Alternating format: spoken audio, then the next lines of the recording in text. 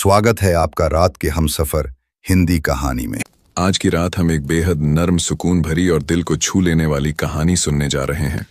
इस कहानी का नाम है बांस की झोपड़ी। लेकिन यह सिर्फ कहानी नहीं, बल्कि उन दिनों की झलक है जब जिंदगी की असली खुशियां सादगी और अपनापन में छुपी होती थीं। जैसे जैसे आप इन लफ्जों में खोते जाएंगे, आपकी थकी हुई पलकों पर नींद धीरे धीरे उतरने लगेगी और दिल को एक अनकही राहत महसूस होगी। अगर आपको भी ऐसी मीठी नींद लाने वाली कहानियां या सुकून देती हैं, तो इस वीडियो को लाइक और शेयर ज़रूर कीजिए। यहाँ हर दिन एक नई कहानी आती है, सिर्फ आपको सुलाने और थकान उतारने के लिए। और हाँ, कमेंट में मुझे ये भी बताइए कि आप किस शहर से सुन रहे हैं और अभी आपकी घड़ी में क्या समय हो रहा है। आपके हर छोटे से लाइक और कमेंट से यह एहसास होता है कि आप सचमुच यहीं हैं, मेरे साथ, इस नींद भरी दुनिया की यात्रा पर। तो अब रोशनी हल्की कर लीजिए, पंखे की धीमी आवाज को महसूस कीजिए और धीरे धीरे आंखें बंद कर लीजिए, क्योंकि अब हम चल पड़ते हैं उस छोटी सी बांस की झोपड़ी की ओर, जो बारिश में टपकती, गर्मी में जलती, सर्दी में कांपती थी। लेकिन उसी झोपड़ी से हर शाम हंसी की आवाज आती थी। माँ का नाम माया था और उसके छोटे बेटे का नाम छोटू। यही दोनों इस कहानी की आत्मा थे। गांव के किनारे, खेतों और पगडंडियों के पार एक बहुत ही साधारण सी बांस की झोपड़ी खड़ी थी। दूर से देखने पर लगता जैसे कभी भी गिर जाएगी, पर करीब जाने पर उसका एक अलग ही आकर्षण था। शायद यह आकर्षण मिट्टी की उस खुशबू से आता था जो झोपड़ी के हर बांस में रची बसी थी, या शायद उस आवाज से जो हर शाम दीवारों से छनकर बाहर आती थी, माँ और बेटे की हंसी की आवाज। माया सुबह सुबह उठकर खेतों में काम करने चली जाती, दूसरों की जमीन पर बुवाई और कटाई करना, कभी गाय भैंस संभालना, कभी किसी घर में दिहाड़ी पर झाड़ू पोंछा करना। यही उसकी जिंदगी थी। सुबह का पहला कौर भी अक्सर काम पर जाने के बाद ही नसीब होता, लेकिन वह कभी शिकायत न करती। दूसरी ओर छोटू अपने फटे पुराने कपड़ों में भी पूरे गांव का सबसे अलग बच्चा था। न उसके पास खिलौने थे, न जूतों का कोई जोड़ा। चप्पल की जगह वह नंगे पांव खेतों और पगडंडियों पर दौड़ता, पर उसकी आंखों में सपनों की चमक हर किसी को रुक कर देखने पर मजबूर कर देती। उसकी हंसी में इतनी मासूमियत थी कि जैसे सूरज की पहली किरण सीधे दिल पर पड़ रही हो। गांव वाले अक्सर सोचते, इतनी गरीबी में भी ये बच्चा हंस कैसे लेता है। कभी कभी बच्चे उसका मजाक उड़ाते, अरे छोटू, तेरे कपड़े तो इतने फटे हैं कि हवा उनसे भी खेल जाती होगी। छोटू पलटकर बस हंस देता और कहता, हवा के भी खिलौने चाहिए होते हैं, मैं उसे कपड़े दे देता हूं। गांव के लोग भी इस बात पर चुप हो जाते। वही मासूम जवाब उनकी अपनी सोच से कहीं बड़ा लगता। माया को कई बार चिंता घेर लेती। रात के अंधेरे में जब सर्द हवा दरारों से होकर झोपड़ी में घुसती, तो छोटू कांपने लगता। बरसात में तो हाल और भी बुरा हो जाता। झोपड़ी की छत से पानी टपककर बिस्तर को भिगो देता। कई बार माया और छोटू को एक ही कोने में सिकुड़कर बैठना पड़ता, ताकि वहां जितनी देर तक ओसार बचा रहे उतना समय गुजारा जा सके। फिर भी ऐसे पलों में छोटू कह देता, अम्मा, हमारी झोपड़ी भले ही छोटी है, पर इसमें हमारी हंसी सबसे बड़ी दौलत है। माया उसका माथा चूम लेती और आंसुओं को हंसी में छिपा लेती। गांव के ठीक बीच में एक बड़ा सा घर था। यह घर था गांव के जमींदार भपून सिंह का। उसके खेत दूर दूर तक फैले थे। उसके आंगन में रोज ताजा दूध की बाल्टियां रखी जातीं और उसके दरवाजे पर हमेशा नौकर चाकर खड़े रहते। भपून सिंह अपनी ताकत और रोब के लिए जाना जाता था। लोग उससे डरते थे, लेकिन एक चीज थी जिसे देखकर उसे भी अक्सर हैरानी होती। माया और छोटू की बांस की झोपड़ी से हर शाम उठता सुकून। भपून सिंह कई बार सोचता, इनके पास है ही क्या, न सोना चांदी, न जमीन जायदाद, फिर भी इनके चेहरे पर यह नाचती हुई हंसी कहां से आती है। उसकी खुद की हवेली में सन्नाटा रहता था। नौकर चाकर थे, पर उनके चेहरों पर खुशी नहीं। बड़े बड़े बर्तनों में खाना पकता था, पर हर निवाले के साथ अकेलापन चुभता था। शायद यही वजह थी कि भपून सिंह की नजर उस झोपड़ी पर बार बार चली जाती। एक शाम आसमान पर अजीब से बादल छा गए। गरजती बिजली, तेज हवा और धूल से पूरा गांव कांप उठा। खेतों में खड़े फसल के पौधे झुक झुक कर जमीन से लगने लगे। ऐसा लग रहा था मानो तूफान पूरा गांव अपने साथ बहा कर ले जाएगा। इसी दौरान भपून सिंह घोड़े पर सवार होकर अपने 2-3 गुंडों के साथ आया और सीधा माया की झोपड़ी के सामने रुक गया। उसने ऊंची आवाज में कहा, माया, ये झोपड़ी अब किसी काम की नहीं बची। देखो, अभी की अभी टूट जाएगी। तुम और ये लड़का यहां कब तक जिंदा रहोगे? आओ मेरे घर, नौकरी कर लो, बदले में तुम्हें छत भी दूंगा और रोटी भी। गांव के लोग भी तूफान से बचने के लिए इकट्ठा हुए थे। सबने जमींदार की बात सुनी। कई लोगों ने आपस में फुसफुसाकर कहा, इस बार जमींदार सही कह रहा है। आखिर पेट भर खाना और सिर पर छत जरूरी है। माया चुप रही। उसने छोटू की ओर देखा। छोटू के चेहरे पर हल्की सी दुविधा थी। अम्मा, जमींदार का घर चाहे कितना भी बड़ा हो, लेकिन वहां हमारी हंसी कौन देगा? हमारी छत अगर गिरे भी, लेकिन हमारी हंसी को कोई नहीं गिरा सकता। गांव वाले अवाक रह गए। किसी ने सोचा भी नहीं था कि इतना छोटा लड़का ऐसी बड़ी बात कह देगा। भपून सिंह की भौहें तन गईं। उसे समझ नहीं आ रहा था कि इस जवाब को वह अपमान माने या किसी अनकही सच्चाई को। उसकी आंखों में क्षण भर के लिए खामोशी उतर आई। भीड़ की कानाफूसी धीरे धीरे उसके कान तक पहुंच रही थी। वह असहज हो गया और तभी तेज हवा की एक लहर उठी। बांस की झोपड़ी हिलने लगी। चरमराहट की तेज आवाज आई। झोपड़ी की एक पूरी दीवार कांपते हुए आगे की ओर झुक गई। भीड़ में से कोई चिल्लाया, अरे ये तो अभी गिरेगी। लोग घबराकर इधर उधर भागने लगे, लेकिन माया वहीं खड़ी रही। उसने छोटू को कसकर सीने से लगा लिया। उसकी आंखों में डर भी था और हिम्मत भी। गांव वाले सांस रोके देख रहे थे। क्या सच में इस बार उनकी हंसी बांस की टूटी दीवारों के नीचे दब जाएगी, या फिर कुछ ऐसा होगा जो इस रात को पूरी कहानी का सबसे बड़ा मोड़ बना देगा? झोपड़ी की दीवार हवा के झटकों से चरमरा रही थी। लोग सहमे हुए देखते रहे। किसी ने सोचा कि अब यह पल झोपड़ी का आखिरी पल है, पर उसी वक्त छोटू ने अपनी मासूम लेकिन तेज आवाज में कहा, अम्मा, डर मत। हमारा बांस टूट सकता है, पर हमारी हिम्मत नहीं। माया ने कसकर उसे सीने से चिपका लिया। गांव वाले एक कदम पीछे हट गए, मानो उन्हें डर लग रहा हो कि कहीं झोपड़ी उन पर ही न गिर पड़े।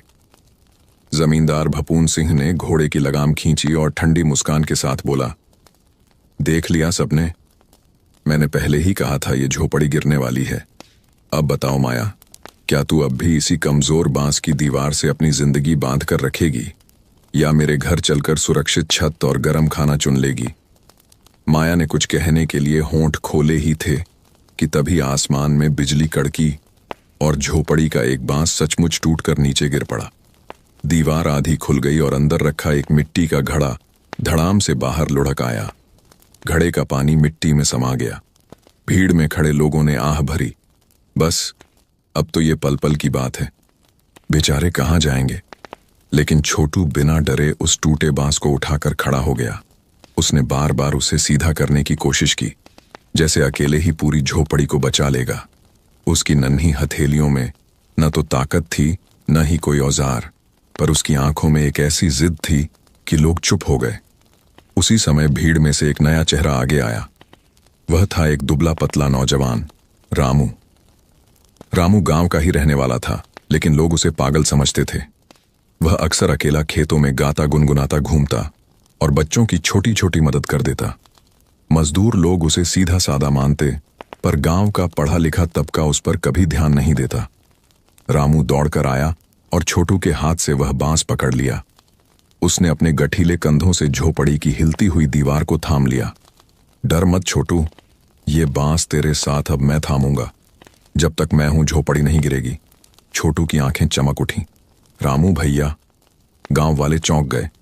कोई सोच भी नहीं सकता था कि जिसे वे नालायक कहते थे वही आज सबसे पहले मदद के लिए दौड़कर आएगा। भपून सिंह ने यह नजारा देखा और ताना मारा, अरे वाह, एक पागल और एक बच्चा मिलकर पूरी दुनिया का बोझ उठा लेंगे। माया, तू समझ क्यों नहीं रही? ये सब दिखावा है। सच ये है कि कल तक तू और तेरा लड़का सड़कों पर होंगे। तू मेरी बात मान ले। माया की आंखों में भर आए आंसू गिरने ही वाले थे कि छोटू ने अपनी कर्कश पर मासूम आवाज में कहा, अम्मा देखो ना, झोपड़ी को रामू भैया भी अपने कंधे से थामे हुए हैं। जब दोस्ती और हिम्मत साथ हो तब कोई ताकत हमें गिरा नहीं सकती। भीड़ में एक हल्की हलचल हुई। लोग आपस में धीरे बातें करने लगे। सच में बच्चे में कितनी हिम्मत है। और रामू, हम सब उसे बेकार कहते थे, पर देखो वही आज जान लगा रहा है। इतने में तूफान और तेज हो गया। हवा इतनी गरज रही थी कि लग रहा था पूरा गांव उखड़ जाएगा। छप्पर की पत्तियां उड़कर इधर उधर जाने लगीं। झोपड़ी के अंदर रखा पुराना पलंग भी खिसक कर एक ओर चला गया। छोटू ने देखा कि झोपड़ी ऐसे नहीं टिक पाएगी। उसने तुरंत मिट्टी से एक विचार निकाला। मिट्टी को गीला करते हुए बोला, अम्मा, जल्दी से कांसे का घड़ा उठाओ, मैं उसमें से पानी लाकर मिट्टी गीली कर दूंगा। गीली मिट्टी खोखले बांस को कसकर रोक सकती है। माया ने हैरानी से उसकी ओर देखा। तुझे ये कैसे सूझा? अम्मा, छोटू मुस्कुराया। जब मैं खेतों में खेलता हूं तो बांस की सीटी बनाने के लिए मिट्टी से उसे जकड़ता हूं। वही तरीका यहां भी काम करेगा। गांव वाले दंग रह गए। एक छोटा बच्चा जो स्कूल तक नहीं जाता इतना बड़ा हल सोच सकता है, ये उन्होंने कभी कल्पना भी नहीं की थी। माया तुरंत घड़ा उठाने लगी। कुछ और औरतें भी आगे आईं। सबने मिलकर झोपड़ी की दरारों में गीली मिट्टी भर दी। रामू अब भी अपने कंधे से दीवार थामे था। छोटू उसकी मदद करता रहा। धीरे धीरे झोपड़ी स्थिर होने लगी। तूफान की गर्जना अब भी जारी थी, पर झोपड़ी की दीवारें थोड़ी मजबूत होकर डगमगाना छोड़ चुकी थीं। भीड़ में से आवाजें उठने लगीं। वाह छोटू, देखा, ये बच्चा सच में हम सबसे बड़ा सोचता है। रामू भी हीरो निकला। भपून सिंह तिलमिला गया। उसका गुस्सा बढ़ गया। उसने घोड़े की लगाम झटका और बोला, ये नाटक ज्यादा देर नहीं टिकेगा। झोपड़ी कुछ दिन और खड़ी भी रही तो क्या होगा? भूख तो तुम्हें खा ही जाएगी। जब भूख का दर्द असली रूप लेगा तब देखूंगा ये हंसी कहां भाग जाती है। ये कहकर उसने अपने गुंडों को इशारा किया और वहां से निकल गया। लेकिन जाते जाते उसने माया पर एक ठंडी नजर डाली। वह नजर मानो कह रही थी, ये लड़ाई अभी खत्म नहीं हुई है। माया ने अपनी सांसों को समेटा और छोटू के बालों पर हाथ फेरा। बेटा, तूने आज मां का सीना चौड़ा कर दिया। तू सच में मेरे लिए भगवान का दिया हुआ सबसे अनमोल तोहफा है। रामू ने दीवार से कंधा हटाते हुए थकी मुस्कान दी और बोला, माया बहन, छोटू छोटा है पर इसका दिमाग बहुत बड़ा है। इसे संभाल कर रखना। गांव में खड़े लोग अब झोपड़ी की ओर आदर से देख रहे थे। बांस की कमजोर दीवार अब भी टेढ़ी मेढ़ी थी, लेकिन उसमें एक नई मजबूती आ चुकी थी। उस रात जब तूफान थमा और चांदनी फिर से धरती पर उतरी तो झोपड़ी से वही हंसी गूंजी।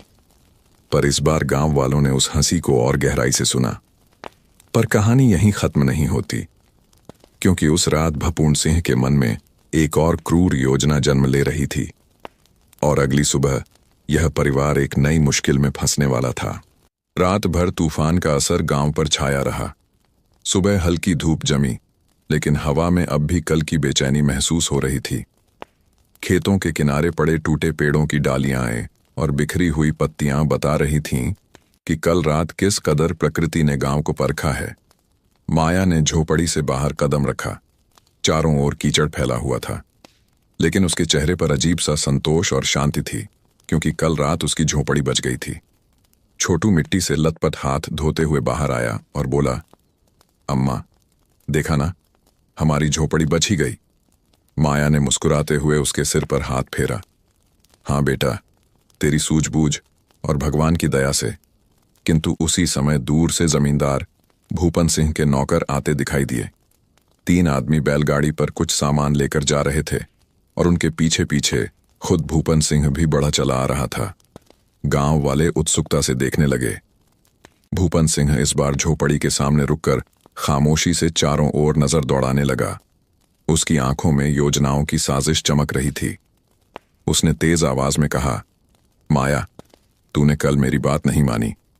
ये गांव की इज्जत के खिलाफ है। जब जमींदार की बात टाली जाती है तो उसका नतीजा छोटा नहीं होता। भूपन ने नौकरों की तरफ इशारा किया। उन्होंने बैलगाड़ी से कुछ बोरियां उतारी। ये थे पुराने भारी पत्थर और टूटी ईंटों का ढेर।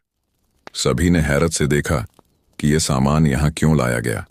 भूपन सिंह ने भ्रष्ट मुस्कुराहट के साथ कहा, देखो, बरसात के मौसम में गांव की नहर और रास्ते टूट जाते हैं।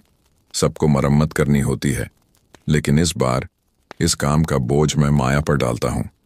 यही गांव का नियम होगा। बांस की झोपड़ी में रहने वाले को अब भारी पत्थर ढोने होंगे, नहीं तो इस गांव में जीने का हक नहीं। गांव वाले हक्के बक्के रह गए। किसी ने धीमे स्वर में कहा, यह कैसी नाइंसाफी है। दूसरे ने फुसफुसाकर कहा, पर भूपन सिंह के सामने कौन बोले। माया का चेहरा सख्त हो गया।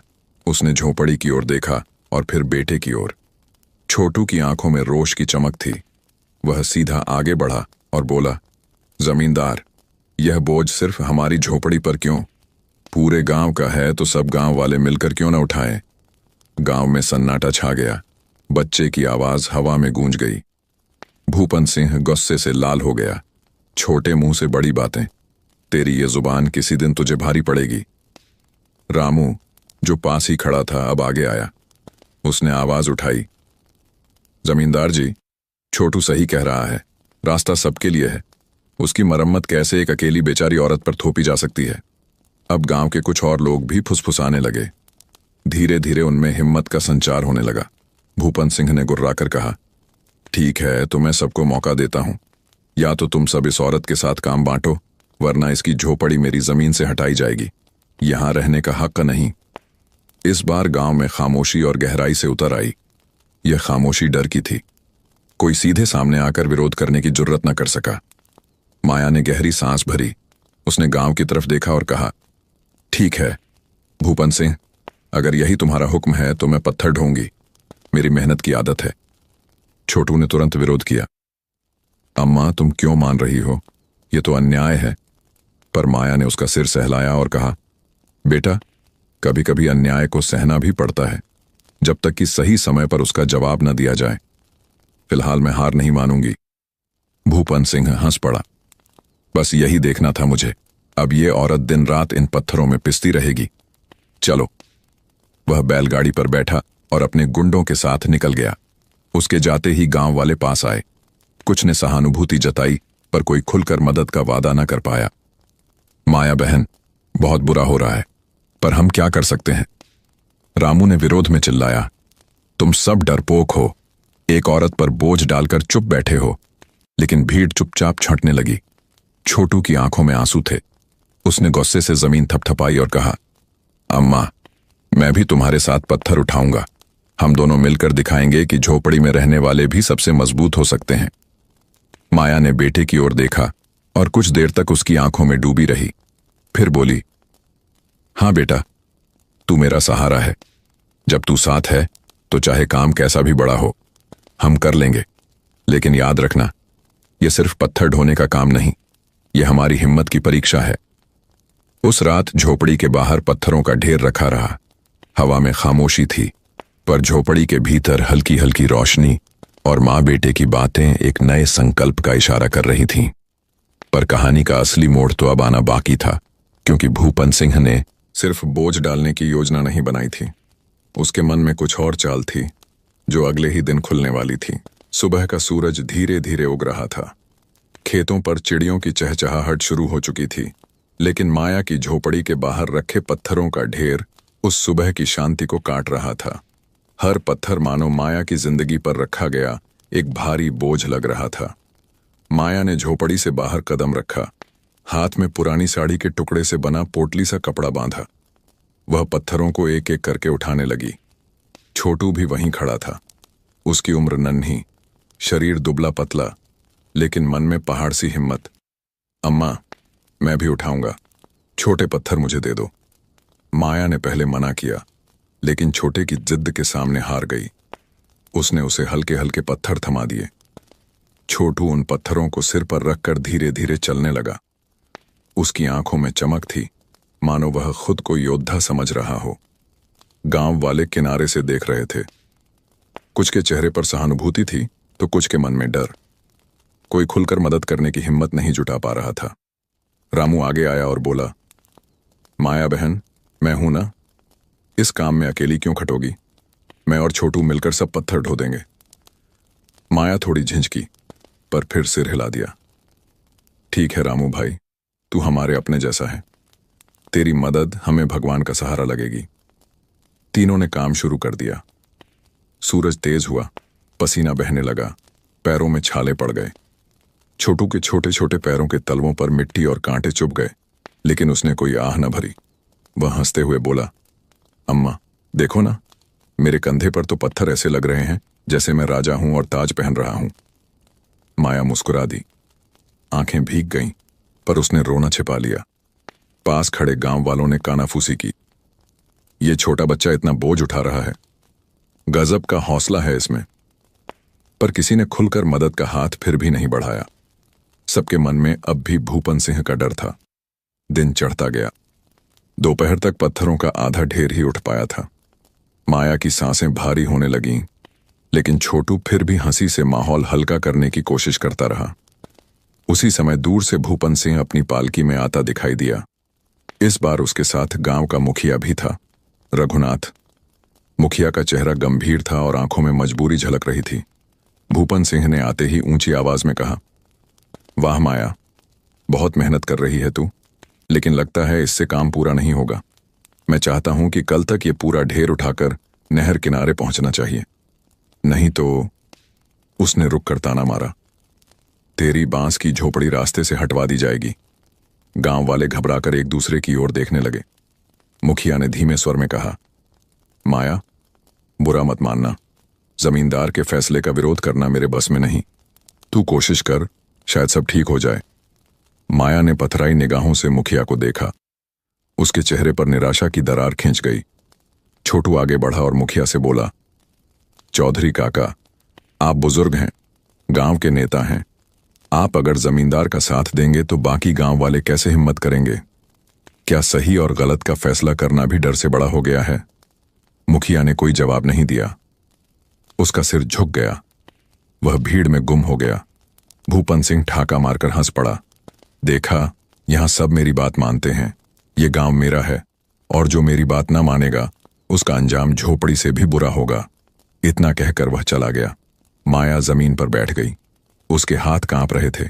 छोटू ने तुरंत उसका हाथ थामा और कहा, अम्मा, हम हारेंगे नहीं। चाहे कितने पत्थर क्यों ना हो जाएं, हम मिलकर सबका सामना करेंगे। रामू ने भी अपनी मुट्ठी भींच ली। हाँ, छोटू ठीक कह रहा है। ये पत्थर सिर्फ बोझ नहीं है, ये हमारी हिम्मत की परीक्षा बन गए हैं, और हम सब मिलकर इस परीक्षा में पास होंगे। गांव वाले अब भी चुप थे, पर उनकी आंखों में हल्की बेचैनी जरूर थी। उनमें से कई के दिल में आग जल रही थी, लेकिन डर उन्हें जकड़ कर बैठा रहा। शाम होते होते झोपड़ी के बाहर का आसमान सुर्ख लाल हो गया। माया और छोटू थककर चूर हो चुके थे। उनका शरीर कांप रहा था, पर उनके मन में एक अजीब सी रोशनी जल रही थी। रात को जब दोनों थोड़ी देर सोने लेटे तो छोटू ने आहिस्ता से कहा, अम्मा, कभी लगता है कि ये पत्थर हमें गिराने के लिए नहीं, हमें मजबूत बनाने के लिए आए हैं। माया ने बेटे को सीने से लपटा लिया। हाँ बेटा, तू सही कहता है। ये परीक्षा हमें वो ताकत देगी जो शायद हमें पहले कभी न मिली। लेकिन उसी रात जब गांव की गलियों में सब सोया हुआ था, भूपन सिंह अपने गुंडों के साथ चुपके से निकला। उसकी आंखों में शातिर चमक थी।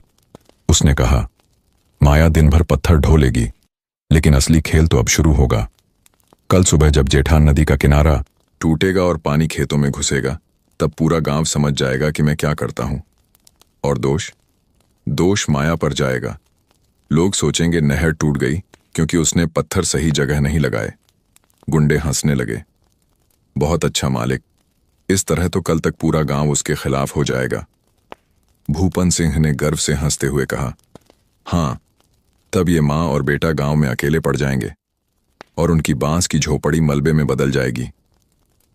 रात काली थी, लेकिन उस अंधेरे के भीतर एक चाल बुन रही थी, इतनी खतरनाक कि अगले दिन माया और छोटू के लिए उनकी हिम्मत से भी बड़ा तूफान खड़ा करने वाली थी। सुबह की पहली किरण जब गांव की झोपड़ियों पर पड़ी तो पंछियों का शोर भी असामान्य लगा।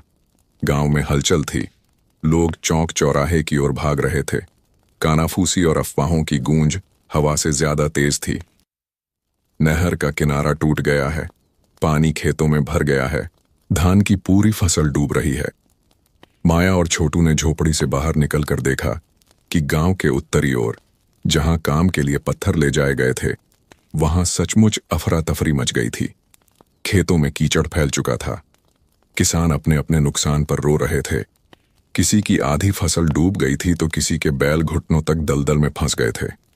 गांव वाले गुस्से से इकट्ठे होने लगे। किसी ने चिल्लाया, ये सब उस माया और उसके लड़के की वजह से हुआ है। पत्थर का काम उसी को दिया गया था। हाँ, सही कहते हो, उसने ठीक से काम नहीं किया। हमारा सब कुछ बर्बाद हो गया और वो लोग वहीं हंसते रहते हैं। भीड़ उग्र होने लगी। छोटू हक्का बक्का रह गया।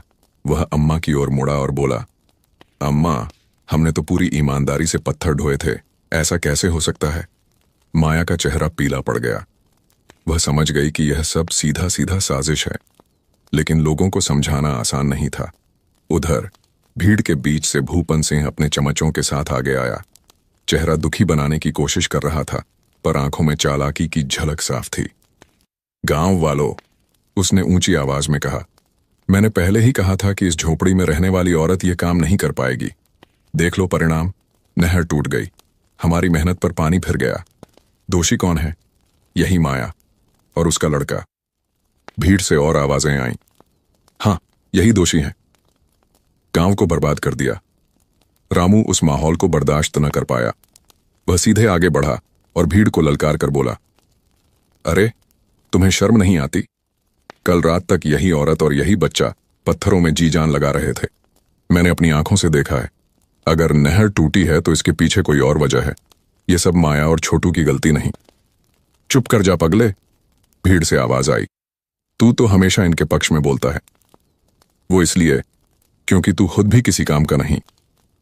रामू के शब्द हवा में तैर गए, लेकिन असर कम ही हुआ। लोग गुस्से में थे। भीड़ का शोर सुनकर छोटू आगे आया। उसके गाल पर मिट्टी के निशान थे और आंखें लाल हो चुकी थीं, लेकिन हिम्मत की चमक पहले जैसी थी। वह ऊंची आवाज में बोला, गांव वालों, तुम सब सच देखे बिना फैसले पर मत पहुंचो। मैं कसम खाता हूं कि मेरी अम्मा और मैंने अपनी पूरी ताकत से पत्थर ढोए थे। अगर नहर टूटी है तो कोई और कारण है। शायद किसी ने जानबूझकर ऐसा किया है। कुछ देर तो भीड़ सन्न रही। फिर भूपन सिंह ने ठहाका लगाया, वाह, अब ये बच्चा गांव वालों को बेवकूफ बनाएगा। सब देख लो, ये छोटा सा छोकरा हमें बताने चला है कि असली अपराधी कौन है। आईना देखो, आईना। गांव वाले फिर भड़क उठे। हाँ, सच में, हमें नकली कहानियां मत सुनाओ। अगर काम ठीक से किया होता तो पानी कैसे बहता। भीड़ धीरे धीरे माया और छोटू की तरफ बढ़ने लगी। किसी ने पत्थर उठाया, किसी ने बांस की छड़ी थाम ली। माहौल हिंसा की ओर बढ़ रहा था। माया की आंखों में आंसू छलक आए। उसने छोटू को पीछे खींचकर सीने से लगा लिया। हे भगवान, हमने तो मेहनत की थी, पर अब ये लोग हमारे खून के प्यासे हो गए। रामू बीच में खड़ा हो गया और चिल्लाया, अगर किसी को माया या छोटू पर हाथ उठाना है तो पहले मुझ पर उठाओ। मैं जान देकर भी इन्हें बचाऊंगा। भीड़ एक पल ठिठकी, मगर गुस्सा अब भी ठंडा नहीं हुआ था। तभी एक बुजुर्ग, गांव का पुराना लोहार हरिया, खामोश भीड़ से आगे आया। उसके हाथों में उम्र की झुर्रियां थीं और आवाज में अनुभव की गूंज। रुक जाओ सब लोग। सबने उसकी ओर देखा। हरिया ने गंभीर स्वर में कहा, मैंने कल रात कुछ अजीब देखा था। नहर के किनारे देर रात कुछ लोग घूम रहे थे। उनके पास लालटेन थी और वे पानी की धार में कुछ खोद रहे थे। उस वक्त अंधेरा था, मैं पहचान नहीं पाया, लेकिन मुझे यकीन है कि नहर अपने आप नहीं टूटी। किसी ने उसे जानबूझकर कमजोर किया है। गांव वाले असमंजस में पड़ गए। क्या सच में? तो मतलब ये औरत निर्दोष है? भूपन सिंह ने तुरंत बीच में बोलकर मामला संभालने की कोशिश की। ऐसा कुछ नहीं। ये बूढ़ा बुढ़ापे में कहानियां गढ़ता है।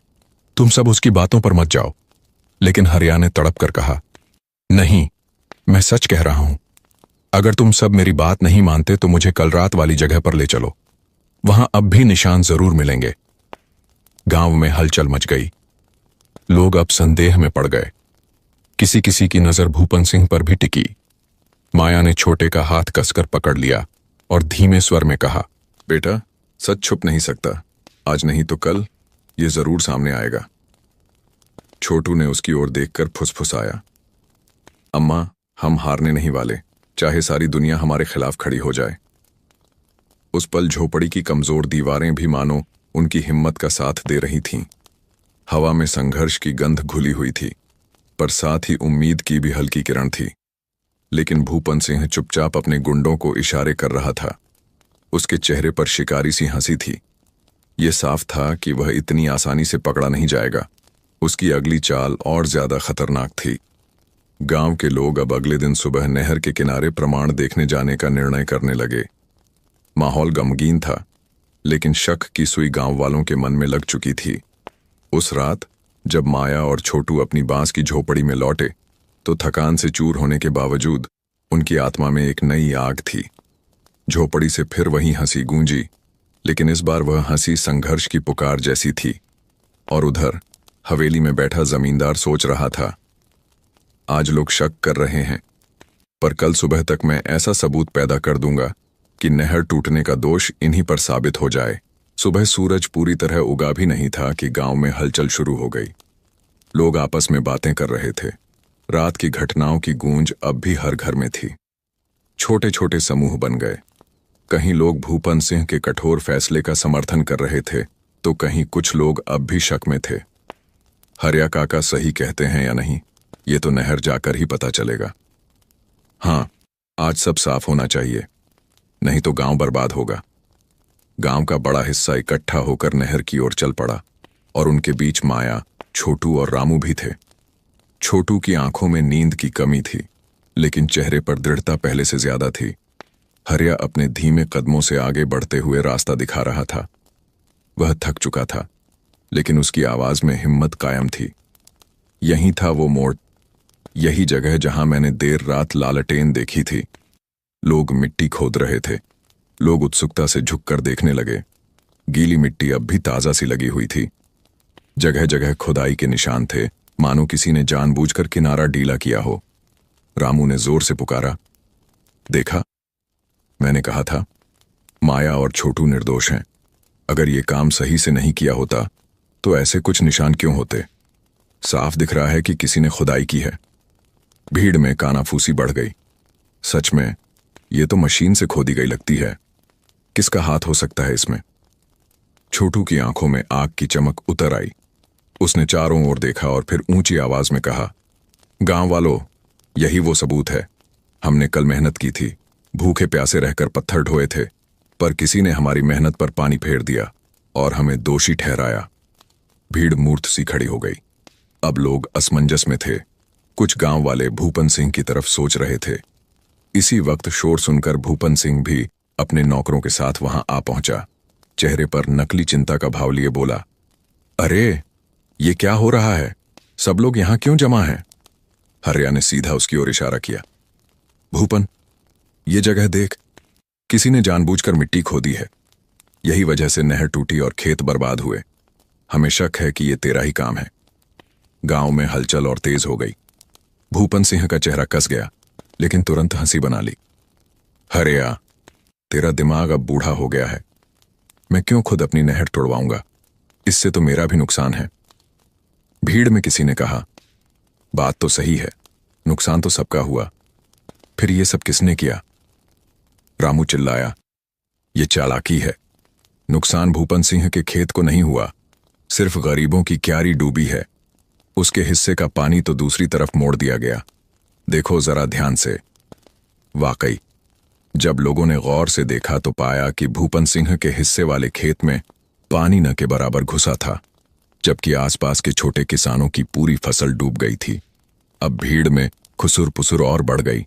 सच में यहां तो कोई चाल है। भूपन सिंह के खेत कैसे बच गए? ये तो अजीब है। छोटू की मासूम आंखें भी अब तल्ख हो गईं। उसने ऊंची आवाज में भूपन सिंह से पूछा, अगर आप दोषी नहीं हैं तो बताइए, आपके खेतों में पानी क्यों नहीं भरा? लोग भूखे मरेंगे, लेकिन आपके यहां सब सही सलामत है। गांव में पहली बार किसी ने इतने सीधे सवाल के साथ जमींदार को घेर लिया था, और वो भी एक छोटे लड़के ने। भूपन सिंह तिलमिला गया। उसके गुंडे आगे बढ़े और छोटू को डराने लगे। छोकरा, जुबान संभाल, बड़ों से ऐसे सवाल नहीं करते। रामू तुरंत बीच में आ खड़ा हुआ। किसी ने अगर छोटू को हाथ लगाया तो पहले मुझसे टकराना होगा। गांव वाले अब और ज्यादा बंट गए। आधे लोग चुपचाप खड़े रहे, लेकिन बाकी आधों का भरोसा अब डगमगा रहा था। धीरे धीरे फुसफुसाहट गुस्से में बदलती जा रही थी। भूपन सिंह को लगा कि लोग उसके खिलाफ जाने लगे हैं। उसने त्रुप का पत्ता फेंकते हुए कहा, गांव वालों, देखो, ये सब नाटक है। माया और उसका बेटा मुझ पर झूठा इल्जाम लगा रहे हैं। अगर मैं दोषी हूं तो सबूत दिखाओ। सिर्फ शक से सच साबित नहीं होता। गांव अब दो हिस्सों में बढ़ चुका था। कुछ लोग चिल्ला रहे थे, हां, सबूत चाहिए, तो वहीं कुछ बोल उठे, भूपन सिंह पर शक वाजिब है, उसके खेत कैसे बचे। माया कांप रही थी, लेकिन उसने अपनी हिम्मत जुटाई। उसने लोगों की भीड़ में खड़े मुखिया को पुकारा, चौधरी जी, आप गांव के मुखिया हैं, आपको सच सामने लाना चाहिए। अगर हम गलत साबित हों तो सजा हमें मिलेगी, लेकिन अगर भूपन सिंह दोषी निकला तो क्या आप चुप रहेंगे? मुखिया असमंजस में था। उसकी आंखें इधर उधर भाग रही थीं। वह भूपन सिंह से डरता था, लेकिन हरिया की सच्चाई और छोटू की मासूम जिद उसे चैन नहीं लेने दे रही थी। आखिर वह बोला, ठीक है, मैं गांव की पंचायत बुलाऊंगा, इसमें सबकी बात सुनी जाएगी। अगर सच में किसी की चाल है तो वो सामने आएगी। पंचायत का फैसला सबको मानना पड़ेगा, इवन भूपन सिंह को। गांव में शोर गूंज उठा। कुछ लोग राहत की सांस लेने लगे कि अब मामला गांव की पंचायत में जाएगा। छोटू ने तुरंत अम्मा की ओर देखा और बोला, अम्मा, ये हमारा मौका है, सच को दबा नहीं सकते, पंचायत में हम सब बताएंगे। माया ने उसे सीने से लगाया, हाँ बेटा, यही हमारा रास्ता है। लेकिन दूर खड़ा भूपन सिंह जहरीली मुस्कुराहट लिए अपने गुंडों को इशारे कर रहा था। उसकी आंखों में साफ दिख रहा था, वह पंचायत को भी अपनी मुट्ठी में करने वाला है। गांव वालों को लग रहा था कि अब सच्चाई सामने आएगी, लेकिन असली साजिश अब भी बाकी थी। उस शाम जब झोपड़ी के भीतर माया और छोटू थके हुए लेटे, तो छोटू ने धीरे से कहा, अम्मा, अगर पंचायत में सब हमारे खिलाफ हो गए तो? माया ने उसके माथे पर हाथ रखा और फुसफुसाई, डर मत बेटा, सच की ताकत सबसे बड़ी होती है। अगर सारी दुनिया झूठ के साथ खड़ी हो जाए तो भी सच अकेला जीत सकता है। झोपड़ी के भीतर फिर वही हंसी गूंजी, लेकिन इस बार उसमें कांपती चिंता भी शामिल थी। और उधर हवेली में बैठा भूपन सिंह अपने गुंडों को समझा रहा था, पंचायत कल होगी और कल सबूत और गवाह मेरे होंगे। मैं ऐसा खेल खेलूंगा कि पूरा गांव माया को दोषी मान ले। अगले दिन गांव का चौपाल सुबह से ही लोगों से भरने लगा। चौपाल वह जगह थी जहां बरगद के नीचे लकड़ी का बड़ा चबूतरा बना हुआ था। गांव की बड़ी समस्याएं और फैसले हमेशा वहीं हुआ करते थे। आज वहां असामान्य भीड़ जमा थी। औरतें दूर दूर से आईं, बच्चे झाड़ियों के पीछे खड़े थे, बूढ़े लोग अपनी लाठी टेकते हुए आ पहुंचे। सबकी नजर चौपाल के बीच में लगी दरी पर थी, जहां एक ओर माया और छोटू बैठे थे, उनके साथ रामू भी। दूसरी ओर हथेली झाड़कर आराम से बैठा था भूपन सिंह। उसके दोनों तरफ उसके चमचे गुंडे खड़े थे। मुखिया रघुनाथ बीच में बैठा।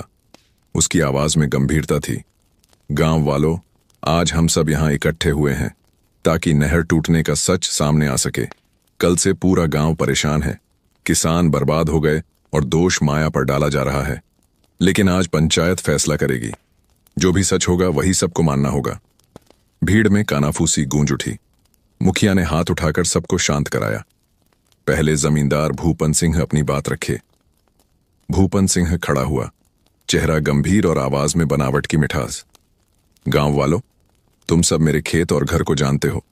अगर मैं दोषी होता तो मेरा भी नुकसान होता, लेकिन नुकसान हुआ है तुम्हारे खेतों का। क्यों? क्योंकि इस औरत माया और उसके बेटे ने काम ढंग से नहीं किया, इसलिए नहर टूट गई। भीड़ से कुछ आवाजें उठीं। हाँ, ये सही कह रहा है। कल हमने देखा था, पत्थर पूरी तरह नहीं लगे थे। भूपन सिंह ने तुरंत अपनी चाल चलाई। उसने अपने चमचों को आगे बुलाया। पहला चमचा बोला, मैंने अपनी आंखों से देखा था कि माया पत्थर अधूरे छोड़ आई। वह थक गई थी और बाकी काम को ढककर चली गई। दूसरे ने कहा, बिल्कुल, छोटू खेलकूद में पत्थरों को फेंक भी रहा था, मजाक कर रहा था काम के समय। भीड़ में से कुछ लोग हां हां करने लगे। रामू गुस्से से खड़ा हुआ, ये सब झूठ है। मैंने अपनी आंखों से देखा है कि माया और छोटू ने पूरी मेहनत से पत्थर ढोए थे। पूरे गांव को पता है कि उन्होंने भूखे प्यासे रहकर भी काम किया था। अब हरिया भी लाठी टेकते हुए उठ खड़ा हुआ। उसकी आवाज कांपती थी, लेकिन सच्चाई से भरी हुई। मैं गवाही देता हूं कि कल देर रात मैंने कुछ लोगों को लालटेन लिए नहर के किनारे देखा था। नहर अपने आप नहीं टूटी, किसी ने जानबूझकर खोदा। भीड़ में हलचल बढ़ गई। कुछ सहमा सहमा कर बोले, हाँ, हरिया काका सच कह रहे हैं। लेकिन वो लोग कौन थे? भूपन सिंह बेशर्मी से हंस पड़ा। अरे ये बूढ़ा है, रात में परछाई को भी भूत समझ लेता है। इसकी गवाही का कोई मतलब नहीं। भीड़ का फैसला डगमगाने लगा। तभी छोटू खड़ा हुआ। उसकी आवाज मासूम लेकिन दृढ़ थी। गांव वालों, मैं सच कह रहा हूं। हमने पत्थरों को अपनी पूरी मेहनत से लगाया था।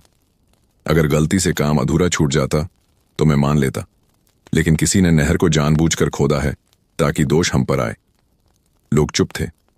बच्चा इतनी सच्चाई से बोल रहा था, लेकिन डर और शक दोनों उनके मन पर छाए हुए थे। छोटू ने आंख भरकर कहा, आप सब हमारे साथ कितनी ही शामें बैठे हो, हमारी झोपड़ी से हंसी सुनी है। क्या आपको लगता है कि हमने कभी किसी का बुरा सोचा होगा? फिर हम ऐसा क्यों करेंगे कि पूरा गांव बर्बाद हो जाए? सोचिए। गांव वाले एक दूसरे को देखने लगे, लेकिन भूपन सिंह ने तुरंत और दूर की चाल चला। उसने अपनी झोली से गीली मिट्टी की एक मुट्ठी निकाली और सबको दिखाते हुए बोला, देखो, ये मिट्टी नहर की ही है। मेरे आदमी सुबह वहां गए और देखा कि वहां पत्थरों के नीचे जगह खाली है और मिट्टी पर छोटे छोटे पैरों के निशान हैं, यानी ये छोटू के पांव के ही हैं। यही सबूत है कि यही बच्चा नहर के आसपास खेल रहा था और मिट्टी खोद दी। गांव में हलचल तेज हो गई। अरे, ये तो सच बोल रहा है। हाँ, छोटा बच्चा शरारती भी है। हो सकता है खेल खेल में मिट्टी हटा दी हो। छोटू तिलमिला गया। नहीं, ये झूठ है। मेरे पैर के निशान कैसे हो सकते हैं? मैं तो काम खत्म करके झोपड़ी में आ गया था। लेकिन भूपन सिंह की चाल असर करने लगी थी। ज्यादातर लोग उसके डर और उसके झूठे सबूतों में फंसते जा रहे थे। माया की आंखें भर आईं। उसने बेटे को सीने से लगाया और गांव वालों की तरफ देख कहा, मेरे बेटे पर झूठा इल्जाम मत लगाओ। अगर उसे दोषी मानना ही है तो पहले मुझे दोषी मानो, क्योंकि मेरी छाया तक उससे अलग नहीं है।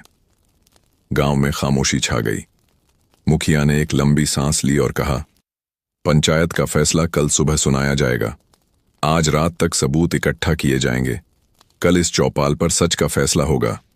गांव के लोग एक एक करके छोंटने लगे। माया और छोटू की तरफ अब भी कुछ लोग सहानुभूत भरी नजरों से देख रहे थे, लेकिन ज्यादातर लोग भूपन सिंह की चाल से बहक चुके थे। रामू गुस्से से कांप रहा था। उसने छोटू से कहा, डर मत भाई, कल को मैं सब उजागर करूंगा। भूपन सिंह चाहे कितनी भी चाल चले, सच उसके झूठ को काट देगा।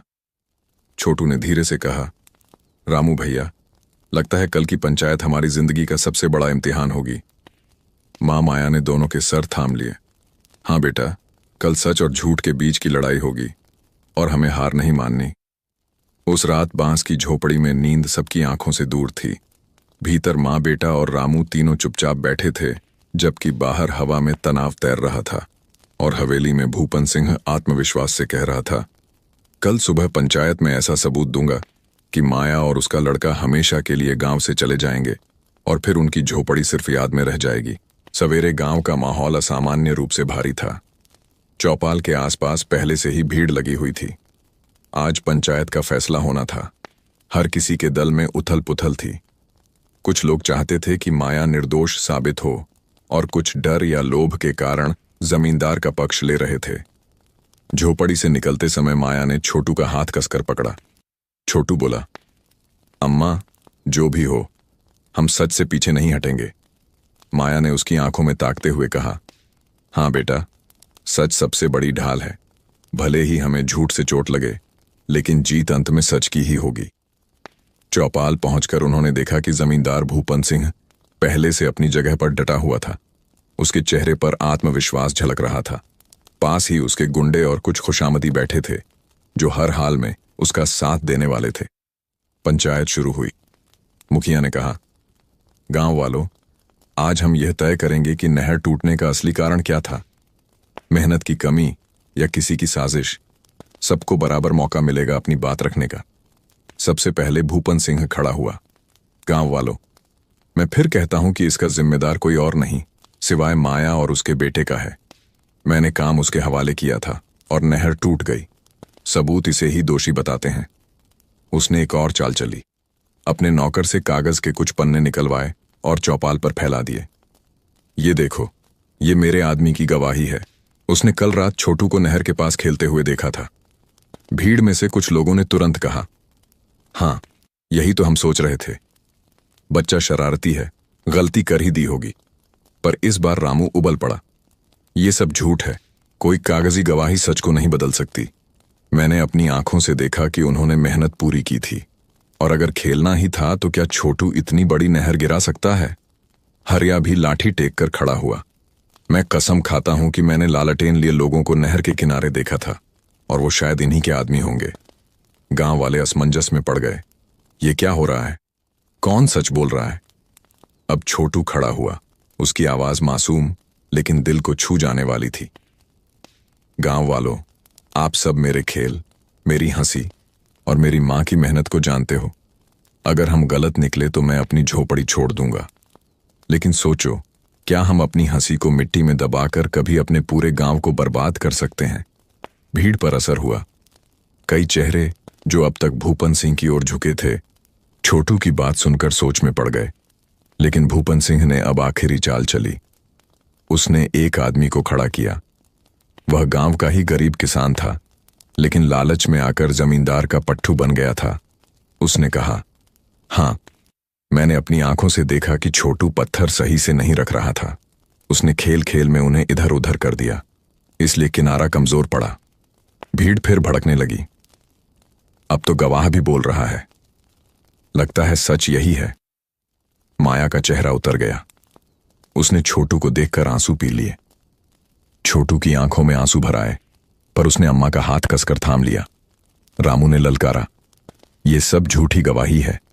कोई तो हिम्मत करेगा सच कहने की? गांव में सन्नाटा छा गया। तभी भीड़ के पीछे से एक औरत की आवाज गूंजी।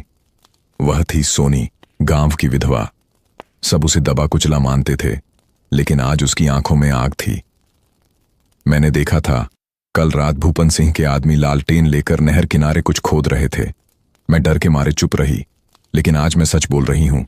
माया पर इल्जाम लगाना गलत है। गांव में हलचल मच गई।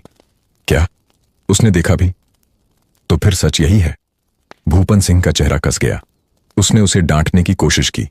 चुप रह औरत, तुझसे कौन पूछ रहा है? सोनी गुस्से से बोली, आज तक हम चुप रहे, इसलिए तूने हमें दबाया, लेकिन अब हम नहीं डरेंगे। कुछ और गांव वाले भी हिम्मत करने लगे। हाँ, हमने भी देखा था लालटेन की रोशनी। अब लग रहा है कुछ गड़बड़ हुई है।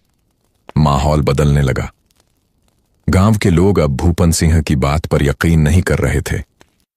मुखिया ने हाथ उठाकर सबको शांत किया और कहा, लगता है मामला साधारण नहीं है। बहुत गवाह अलग अलग बातें कर रहे हैं। पंचायत का फैसला अभी नहीं होगा। कल तक हम नहर का पूरा निरीक्षण करेंगे और सच सामने लाएंगे, और तब तक माया और छोटू को दोषी नहीं माना जाएगा। भीड़ एकदम हल्की हो गई। कई लोग राहत की सांस लेने लगे। माया की आंखों से आंसू छलके, लेकिन वह तुरंत छोटू को सीने से चिपका ली। छोटू ने धीमे स्वर में कहा, अम्मा, भगवान ने हमारी आवाज सुनी। लोग धीरे धीरे सच समझने लगे हैं। रामू ने भी कहा, हाँ, सच्चाई को दबाने की कोशिश चाहे जितनी हो, पर वो कल तक उजागर होकर रहेगी। पर दूर खड़ा भूपन सिंह अपनी मुट्ठी भींच रहा था।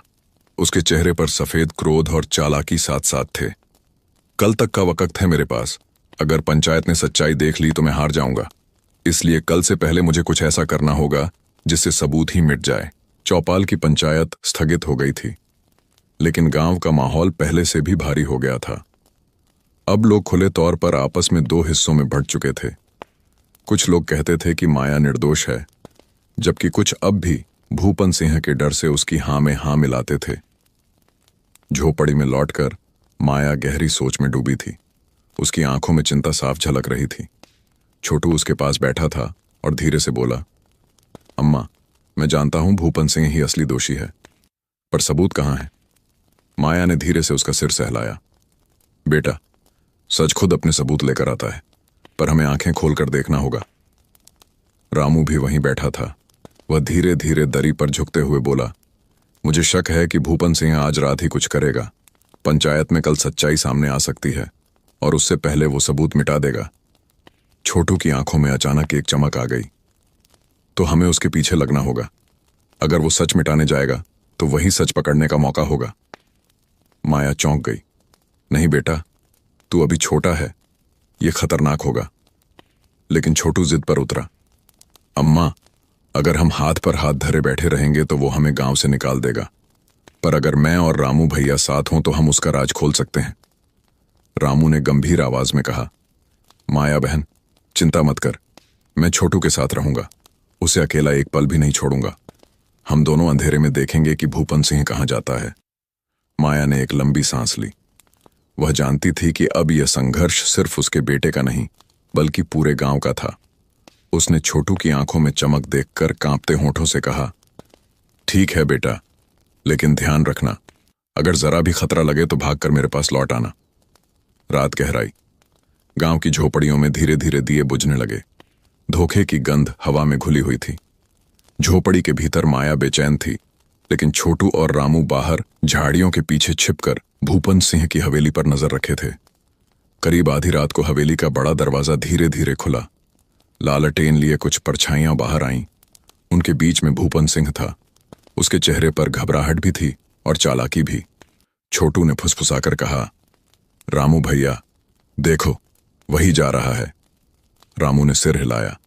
हाँ, चलो उसके पीछे। दोनों दबे पांव उसके पीछे लग लिए। रास्ते में सूखे पत्तों की चरमराहट से कहीं उनका राज खुल न जाए, इसलिए वे बार बार झुक झुक कर झाड़ियों के पीछे छिपते हुए आगे बढ़ते। भूपन सिंह और उसके आदमी सीधे नहर की तरफ बढ़ रहे थे। उनकी लालटेन की लौ अंधेरे में तीर की तरह चमक रही थी। जैसे ही वे नहर किनारे पहुंचे, छोटू और रामू थोड़ी दूरी पर चट्टानों के पीछे छिप गए। भूपन सिंह ने अपने आदमियों से कहा, जल्दी करो, ये गड्ढे पूरी तरह भर दो। कल सुबह जब पंचायत आएगी तो कोई सबूत नहीं मिलेगा। मिट्टी ऐसे दबाओ कि कोई पहचान न सके। उसके गुंडे मिट्टी भरने लगे। कुदाल की आवाज रात की खामोशी में गूंज रही थी। छोटू का खून खौल उठा। उसने रामू का हाथ दबाया और फुसफुसाया, रामू भैया, देखा ना, यही असली सबूत है। रामू ने सिर हिलाया। हाँ, पर हमें इसे पकड़ना होगा। अगर हम अभी चिल्ला देंगे तो ये सब हमें ही मार देंगे। हमें चुपचाप सही वक्त का इंतजार करना होगा। छोटू की सांस तेज हो रही थी, लेकिन उसका मन साफ था। अब उसे किसी भी तरह यह सच गांव वालों तक पहुंचाना था। उसी समय हल्की सी खिसकती मिट्टी का टुकड़ा छोटू के पैरों तले से फिसला और पानी में छपाक की आवाज हुई। भूपन सिंह सतर्क हो गया। उसने लालटेन ऊंची की और चारों ओर नजर दौड़ाई। कौन है वहां? वह गरजा। रामू ने झटके से छोटू को अपनी बाहों में खींचा और दोनों चट्टानों के पीछे दबक गए। गुंडे लालटेन लेकर इधर उधर दौड़ पड़े, लेकिन अंधेरे और घने झाड़ियों ने छोटू व रामू को बचा लिया। एक गुंडा बोला, मालिक, शायद कोई जानवर रहा होगा। भूपन सिंह ने भौहें तान ली। ठीक है, लेकिन काम जल्दी खत्म करो।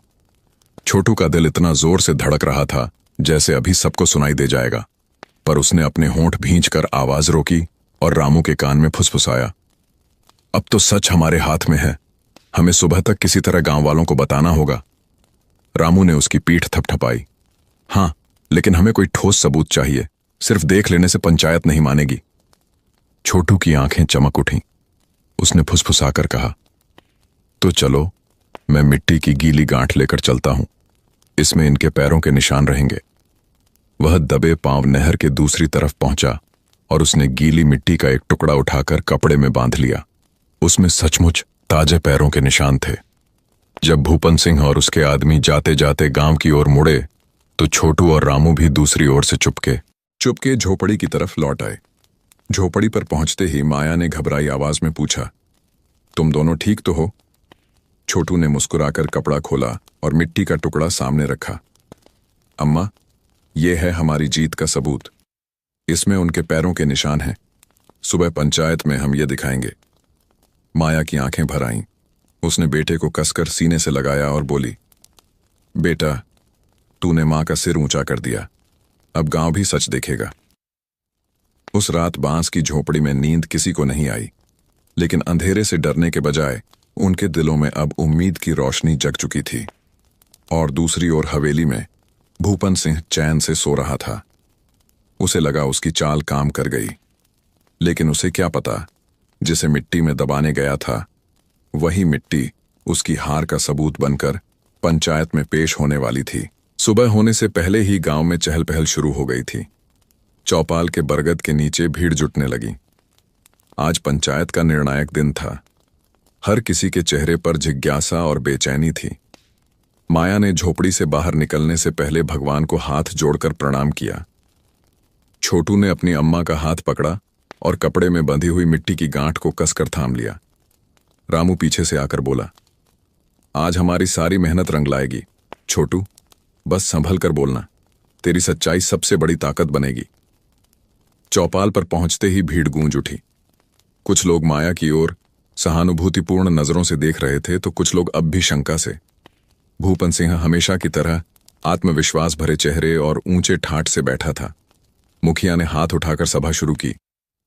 गांव वालों, आज पंचायत यह तय करेगी कि नहर टूटने का असली दोषी कौन है। कल बहुत बहस हुई पर फैसला नहीं हो पाया। अब दोनों पक्ष अपने आखिरी सबूत और गवाही सामने रखेंगे। सबसे पहले भूपन सिंह खड़ा हुआ। उसने शातिर अंदाज में कहा, मैंने कल भी कहा था कि माया और उसका लड़का इस सब के जिम्मेदार हैं। मेरे आदमी गवाही दे चुके हैं और इसके पास कोई सबूत नहीं। सोचो, अगर गरीब लोग काम बिगाड़ दें और फिर झूठ मूठ रोने लगें तो क्या गांव का भला होगा। भीड़ से कुछ लोग बोले, हां, इसका भी जवाब देना होगा। ऊपर से बच्चा तो शरारती भी है। मुखिया ने फिर कहा, अब माया या छोटू अपनी गवाही दें। सन्नाटा छा गया। छोटू धीरे धीरे खड़ा हुआ। उसके नन्हे पैर कांप रहे थे, लेकिन आवाज दृढ़ थी। उसने कपड़े में बंधी हुई मिट्टी को खोला और सबके सामने रखा। ये देखिए, कल रात हम चुपके से भूपन सिंह और उसके आदमियों के पीछे गए। वहीं से ये मिट्टी लाई है। इसमें उनके पैरों के निशान साफ दिखाई दे रहे हैं। गांव वाले उत्सुक होकर झुक कर देखने लगे। सचमुच गीली मिट्टी पर मोटे बूटों के निशान दर्ज थे। रामू ने जोर से कहा, यह सबूत है कि कल रात वही लोग नहर पर मिट्टी से छेड़छाड़ कर रहे थे। अगर ये काम माया और छोटू ने किया होता तो उनके पैर के छोटे छोटे निशान मिलते। ये निशान किसी बड़े और ताकतवर आदमी के हैं। गांव में हलचल मच गई। अरे, ये तो सच में बूट का निशान है। हां, माया तो नंगे पैर काम करती थी। फिर दोष इन्हीं लोगों का बनता है। भूपन सिंह तिलमिला उठा। उसने चिल्लाकर कहा, यह सब झूठ है। ये मिट्टी तो कहीं से भी लाई जा सकती है। इसका कोई मतलब नहीं। छोटू ने तुरंत जवाब दिया, अगर ये मिट्टी कहीं से भी लाई जा सकती है तो कल रात तुम नहर किनारे क्या कर रहे थे? मैंने अपनी आंखों से तुम्हें देखा था। लालटेन लिए खड़े थे और अपने आदमियों को खुदाई करने कह रहे थे। भीड़ एक पल के लिए सन्न रह गई।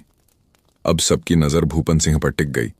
हरिया ने लाठी टेक कर कहा, हां, मैंने भी लालटेन देखी थी और अब ये मिट्टी सबूत साबित कर रही है। सच को और कितना दबाओगे? अब गांव वालों की भीड़ गरज उठी, हां, यही दोषी है। भूपन सिंह ने फसल डुबोई ताकि गरीबों पर दोष डाला जा सके। इन्हें ही पंचायत से सजा मिलनी चाहिए। भूपन सिंह के चेहरे पर डर की झलक आ गई। पहली बार उसे लगा कि उसके अपने ही गांव वाले उसके खिलाफ हो रहे हैं। उसने बचाव में कहा, झूठ, ये सब मेरे खिलाफ षड्यंत्र है। ये गरीब लोग मिलकर मुझे फंसा रहे हैं। लेकिन इस बार उसकी आवाज में वो ताकत नहीं रही। मुखिया ने गंभीर स्वर में कहा, भूपन सिंह, कल तक तुम्हारी ताकत के डर से लोग चुप थे, लेकिन आज सबूत और गवाही साफ कह रही है कि तू दोषी है। पंचायत फैसला करती है कि तू पूरे गांव के नुकसान की भरपाई करेगा और माया व उसके बेटे को अब कोई तंग नहीं करेगा। अगर फिर से तूने इसकी झोपड़ी तोड़ने की कोशिश भी की तो पूरा गांव तेरे खिलाफ खड़ा होगा। गांव में एक जोरदार गूंज उठी। हां, सही फैसला। अब ये औरत और बच्चा गांव के गर्व हैं। भूपन सिंह की चाल नाकाम हो गई। छोटू की आंखों में खुशी के आंसू थे। उसने अम्मा की तरफ देखा और धीरे धीरे कहा, अम्मा, देखो, हमारी हंसी जीत गई। माया ने बेटे को पास खींचकर उसके माथे को चूमा। उसकी आंखों से बहते आंसू अब दुख के नहीं, गर्व के थे। रामू ने भी गांव से कहा, आज से बांस की झोपड़ी सिर्फ गरीबी का प्रतीक नहीं रहेगी, बल्कि पूरे गांव के लिए हिम्मत और सच्चाई का प्रतीक बनेगी। गांव वाले तालियों और जयकारों से गूंज उठे। हमेशा अकेली और उपहास की पात्र दिखने वाली वह बांस की झोपड़ी अब पूरे गांव का गौरव बन चुकी थी। और दूसरी ओर भूपन सिंह, जो हमेशा घमंड में डूबा रहता था, बेबस और शर्मिंदा खड़ा था। उसके चेहरे पर डर और गुस्से की लकीरें साफ थीं। उस शाम जब सूरज ढल रहा था, बांस की झोपड़ी से फिर वही हंसी गूंजी। लेकिन इस बार वह हंसी सिर्फ मां और बेटे की नहीं थी, इसमें पूरा गांव शामिल था। पंचायत के फैसले के बाद गांव का माहौल बदलने लगा। बरगद के नीचे जिस चौपाल ने हमेशा डर और दबाव का चेहरा देखा था, अब वहां लोगों की आंखों में एक अजीब सी राहत चमक रही थी। पहली बार गांव वालों ने महसूस किया कि भूपन सिंह को भी चुनौती दी जा सकती है। माया और छोटू जब अपनी झोपड़ी की ओर लौटे तो कई औरतें रास्ते में आकर उनसे गले मिल गईं। माया बहन, तू सच में हिम्मत वाली निकली। तेरा बेटा तो पूरे गांव का लाल है। छोटू लाल हो गया लेकिन मुस्कुराया और बोला, अम्मा कहती हैं हिम्मत छोटी से छोटी झोपड़ी में भी रह सकती है। गांव के बच्चे जो पहले उसका मजाक उड़ाते थे, अब उसके पीछे पीछे चलने लगे। कोई कह रहा था, देखो देखो, ये वही छोटू है जो जमींदार के सामने बोल गया, हम भी बड़े होकर ऐसे ही साहसी बनेंगे। गांव की हवा जैसे बदलती जा रही थी। बांस की झोपड़ी अब गांव का गर्व बन गई थी। पहले लोग उसे दया भरी नजरों से देखते थे, आज उसके सामने से गुजरते वक्त सिर झुका लेते थे, जैसे उसे प्रणाम कर रहे हों। रामू ने झोपड़ी के बाहर आकर माया से कहा, बहन, आज तेरी जीत सिर्फ तेरी नहीं, पूरे गांव की है। ये लोग अब शायद हिम्मत करना सीखेंगे। माया ने आंख भरकर कहा, रामू भाई, अगर तू और मेरा छोटू न होता तो ये झोपड़ी कब की गिर चुकी होती। तुम दोनों ने ही मुझे सहारा दिया। उस रात झोपड़ी के भीतर पहली बार एक गहरी शांति थी। माया ने छोटे को अपने पास लिटाकर कहा, बेटा, तूने आज मां का सिर ऊंचा कर दिया। एक दिन तुझ पर पूरा गांव गर्व करेगा। छोटू नींद में भी मुस्कुराया। उसकी हंसी धीमे धीमे बाहर तक गूंज रही थी, जैसे बांस की झोपड़ी अब गांव के लिए दीपक बन गई हो। लेकिन दूसरी ओर हवेली में भूपन सिंह अपनी हार पचा नहीं पा रहा था। उसकी आंखों में अपमान की आग धधक रही थी। वह बड़बड़ाया, आज तो पंचायत ने मुझे नीचा दिखा दिया, लेकिन ये आखिरी नहीं है। वो औरत और उसका छोकरा, मैं उन्हें चैन से जीने नहीं दूंगा। गांव वाले भले ही खुश थे, लेकिन माया जानती थी कि असली संघर्ष अभी खत्म नहीं हुआ। अगले दिन सुबह सुबह गांव में एक नया दृश्य देखने को मिला। किसान आपस में इकट्ठे होकर टूटे नहर के किनारे की मरम्मत करने लगे। इस बार सबने मिलकर ठाना कि अकेली औरत पर बोझ नहीं डालेंगे। कोई मिट्टी ला रहा था, कोई पत्थर ढो रहा था, कोई मजबूत लकड़ियों से सहारा दे रहा था। जब छोटू वहां पहुंचा तो सब बच्चों ने उसके लिए तालियां बजाईं। देखो देखो, छोटू आ गया, अब काम मजेदार होगा। छोटू मुस्कुराकर बोला, चलो भैया लोग, मिलकर इसे ठीक कर दें। अगर मिलजुल कर काम करेंगे तो कोई जमींदार हमें फिर धोखा नहीं दे पाएगा। गांव वालों की मेहनत देखकर माया की आंखें भर आईं। कल तक जो लोग डर से चुप थे, आज वे सब साथ में खड़े थे। यह बदलाव उसकी जीत से बड़ा इनाम था। रामू जोर जोर से कुदाल चला रहा था। भाइयों, देखो, अब गांव की ताकत किसी हवेली में रहने वाले के पास नहीं, बल्कि हमारे आपसी मेल जोल में है। दिन भर की मेहनत से शाम तक नहर फिर से मजबूती से खड़ी हो गई। पानी का बहाव नियंत्रित हो गया। लोग हाथ मुंह धोकर खड़े हुए और गर्व से कहने लगे, ये नहर अब हमारी अपनी है, इसे कोई बेच नहीं सकता, कोई गिरा नहीं सकता। उस शाम गांव के बच्चे दौड़ते खेलते झोपड़ी तक पहुंचे। उन्होंने माया और छोटू के दरवाजे पर रंग बिरंगे फूल रख दिए। ये हमारी तरफ से जीत का तोहफा है। छोटू ने खिलखिलाकर हंसते हुए सबका धन्यवाद किया। धन्यवाद। अब हमारी बांस की झोपड़ी में सिर्फ हमारी हंसी ही नहीं, बल्कि पूरे गांव का विश्वास भी बसा है। गांव में अब उम्मीद की गूंज थी। लोगों ने पहली बार महसूस किया कि अगर वो सच के साथ खड़े हों तो सबसे ताकतवर अन्याय भी टूट सकता है। लेकिन हवा में अभी भी हल्की सी चिंता थी, क्योंकि सभी जानते थे भूपन सिंह हार मानने वालों में से नहीं था। गांव में नहर की मरम्मत के बाद माहौल कुछ दिनों तक शांत भरा रहा। बांस की झोपड़ी अब पूरे गांव के लिए प्रेरणा बन चुकी थी। लोग माया से सलाह लेने आने लगे और बच्चों ने छोटू को अपना छोटा नेता कहना शुरू कर दिया। लेकिन हवेली की दीवारों के भीतर भूपन सिंह की हार का जहर पल रहा था। वह अक्सर रातों को बेचैन टहलता और बड़बड़ाता, गरीब औरत और उसका छोकरा मुझे हरा देंगे। पंचायत ने मेरा अपमान किया, ये मेरी तौहीन है। अब इन्हें ऐसा सबक सिखाऊंगा कि सारी जिंदगी याद रखेंगे। एक रात उसने अपने खास गुंडों को बुलाया। सुनो, अब हमला सीधे झोपड़ी पर होगा। गरीबी उनकी ताकत बन गई है, इसलिए गरीबी को ही उनका दुश्मन बना दो, झोपड़ी को ही मिटा दो, ताकि उनके पास न छत बचेगी न हिम्मत। गुंडे दांत निकालकर हंस पड़े। मालिक, आप चिंता न करें, रहमत की रात आने वाली है, उसी के बहाने हम सब कुछ कर डालेंगे। कुछ दिन बाद गांव में मेले जैसा माहौल था। पास ही के मंदिर में सालाना उत्सव हो रहा था। ढोलक और नगाड़ों की आवाज हर गली में गूंज रही थी। लोग, बच्चे बड़े सब वहां गए हुए थे। माया और छोटू भी जाने वाले थे, लेकिन माया ने कहा, बेटा, मैं अभी काम निपटा कर आऊंगी, तू रामू के साथ वहां जा, मैं बाद में मिलूंगी। छोटू ने खुशी खुशी हामी भरी और रामू के साथ मेले की तरफ दौड़ गया।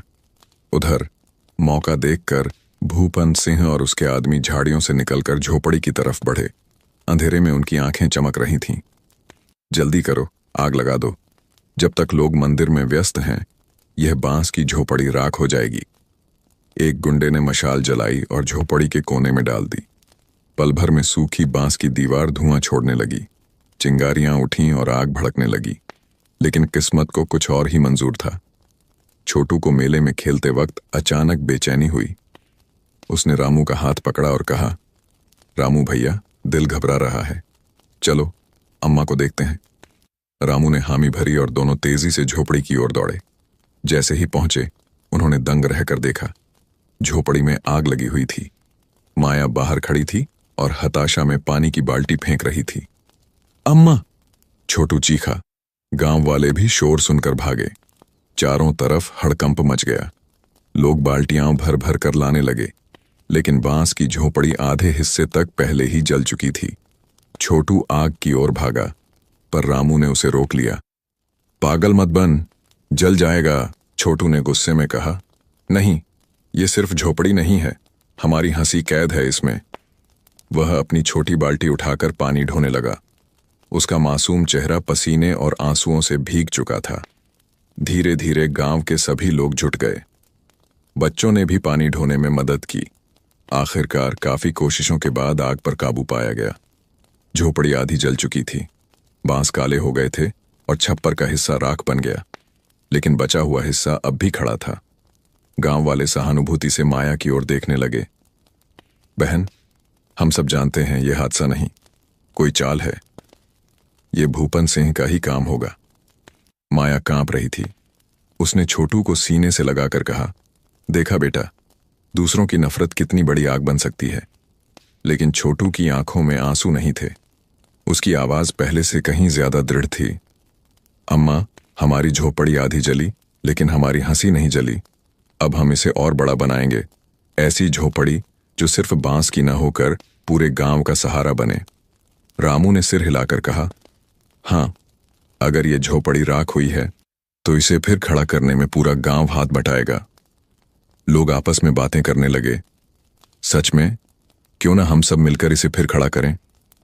ये सिर्फ माया की झोपड़ी नहीं, ये गांव की पहचान बन गई है।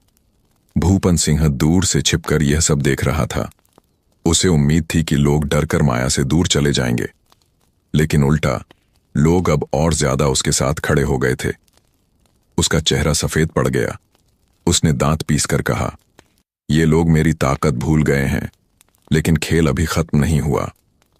उस आग की राख में सिर्फ बांस नहीं जले थे, बल्कि गांव वालों की हिम्मत भी तपकर सोना बन गई थी। अब वे और मजबूती से खड़े होने वाले थे।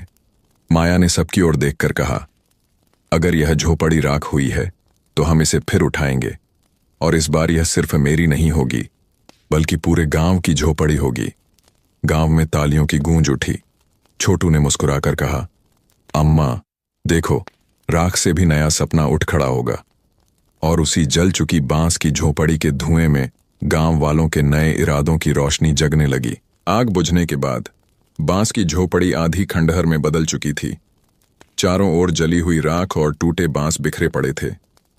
हवा में धुएं की गंध अभी भी तैर रही थी। लेकिन उस राख के बीच खड़े छोटू और माया के चेहरे पर हार नहीं थी, बल्कि गहरी दृढ़ता थी। गांव वालों ने एक दूसरे की ओर देखा। अब तक जो डर उनकी गर्दन झुकाकर रखता था, वह मानो इस राख के साथ जलकर खत्म हो चुका था। धीरे धीरे कई लोगों ने आगे आकर माया का हाथ थाम लिया। हरिया काका आगे बढ़े और कांपती आवाज में बोले, माया बहू, अब ये झोपड़ी सिर्फ तेरी नहीं रही, अब इसे पूरा गांव मिलकर बनाएगा। ये आग सबके दिलों में लगी है। रामू ने जोश भरते हुए कहा, हाँ, हम सब मिलकर ऐसी झोपड़ी खड़ी करेंगे जो सिर्फ बांस पर नहीं, बल्कि हमारे साहस और एकता पर टिकी होगी। भीड़ से आवाजें उठीं, हाँ, हम सब मिलकर करेंगे। एक एक ईंट, एक एक बांस हम देंगे। ये झोपड़ी अब हमारी साझा ताकत होगी। माया की आंखों से आंसू रुक न पाए। उसने दोनों हाथ जोड़कर कहा, आप सबका साथ ही मेरी सबसे बड़ी दौलत है। भगवान गवाह है, इस गांव को मैं अपनी जान देकर भी संभालूंगी। अगले ही दिन से तैयारी शुरू हो गई। गांव के किसान अपने अपने खेतों से बांस काट कर लाए। कोई सीमेंट जैसी मजबूत मिट्टी का घोल बनाने लगा, तो कोई छप्पर के लिए पत्तियां इकट्ठा करने लगा। औरतें साथ में खाना बनाने लगीं, ताकि काम करने वालों को भूखा न रहना पड़े। छोटू भी पीछे नहीं रहा। वह बच्चों की टोली का नेतृत्व कर रहा था। कभी मिट्टी का घड़ा उठाकर ढोता, कभी बांस के छोटे टुकड़े इकट्ठे करता। बच्चे हंसते मुस्कुराते बोलते, अब ये हमारी झोपड़ी है, देखना कैसी सुंदर बनेगी, पूरे गांव में सबसे अच्छी। रामू ने बच्चों की ओर देखकर कहा, यह काम सिर्फ झोपड़ी खड़ी करने का नहीं, बल्कि गांव के दिल जोड़ने का है। जब सब एक हो जाते हैं तो कोई ताकत हमें गिरा नहीं सकती। काम के दौरान माहौल बिल्कुल मेले जैसा हो गया। लोग गाते गुनगुनाते काम कर रहे थे। औरतें कह रही थीं, ये छत अब सिर्फ धूप बारिश से नहीं, बल्कि डर से भी बचाएगी।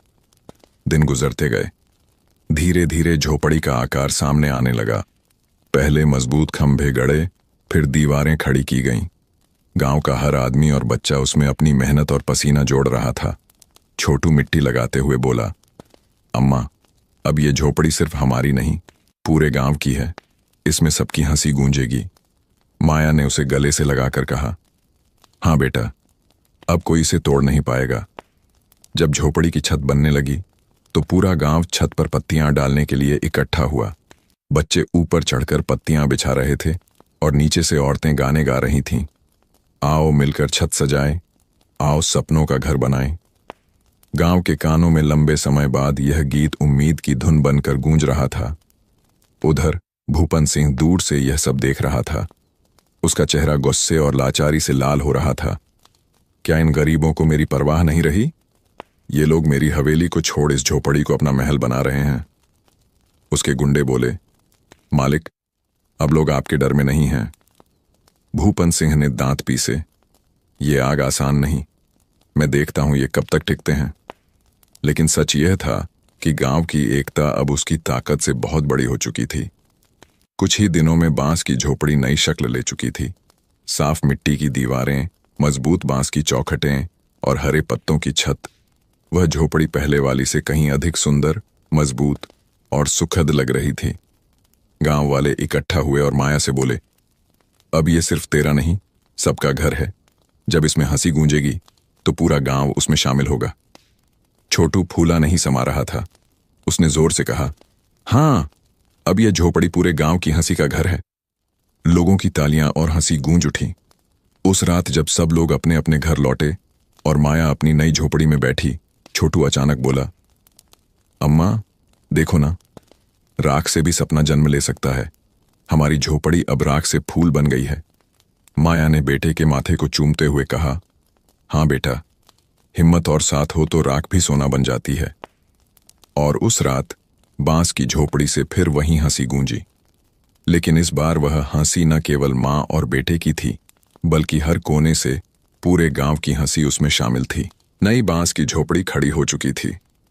अब वह केवल मिट्टी, पत्तों और बांस की दीवारों का घर नहीं रह गया था। वह पूरे गांव की मेहनत और एकता का प्रतीक बन चुका था। शाम को जब उसमें दिया जलता और हंसी गूंजती, तो पूरा गांव ठहर कर सुनता। लेकिन एक जगह ऐसा था जहां यह हंसी चुभन पैदा कर रही थी, भूपन सिंह की हवेली।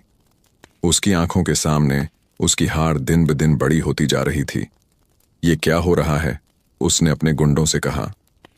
लोग अब मेरे पास सलाह लेने नहीं आते। कल तक जो डर से झुकते थे, आज सर उठाकर बांस की झोपड़ी की ओर जाते हैं।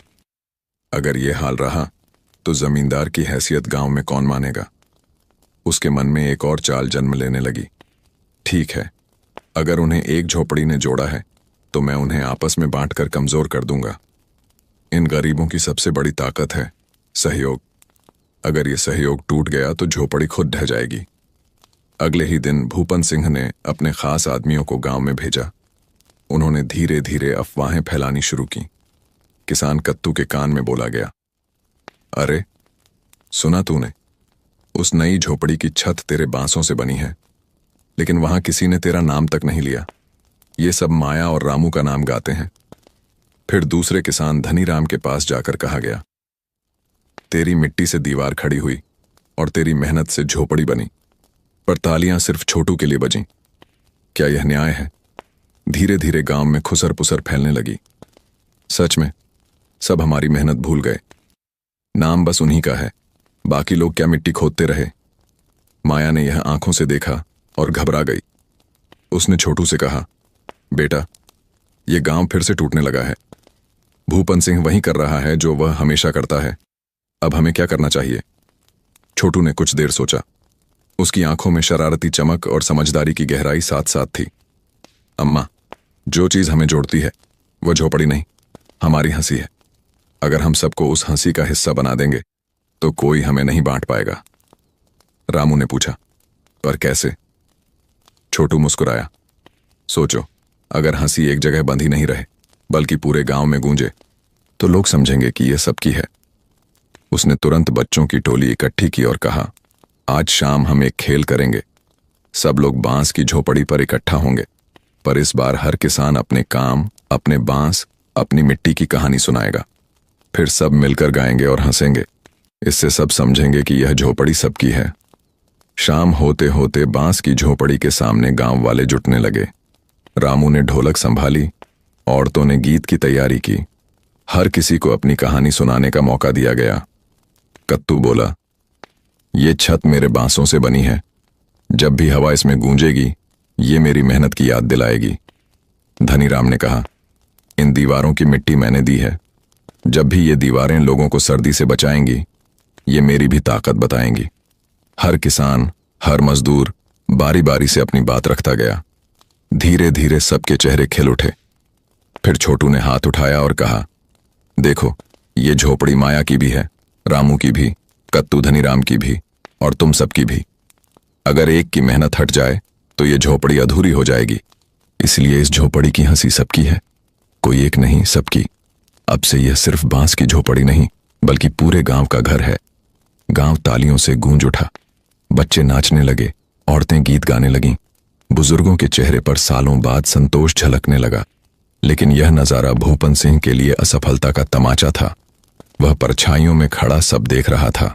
उसकी उम्मीद थी कि गांव वाले टूट जाएंगे, पर यहां तो वे और मजबूत होकर एकजुट हो गए थे। उसने दांत पीसते हुए कहा, ठीक है, अगर बांस की झोपड़ी को मिट्टी और बांस नहीं गिरा सकते तो मैं कोई और रास्ता निकालूंगा।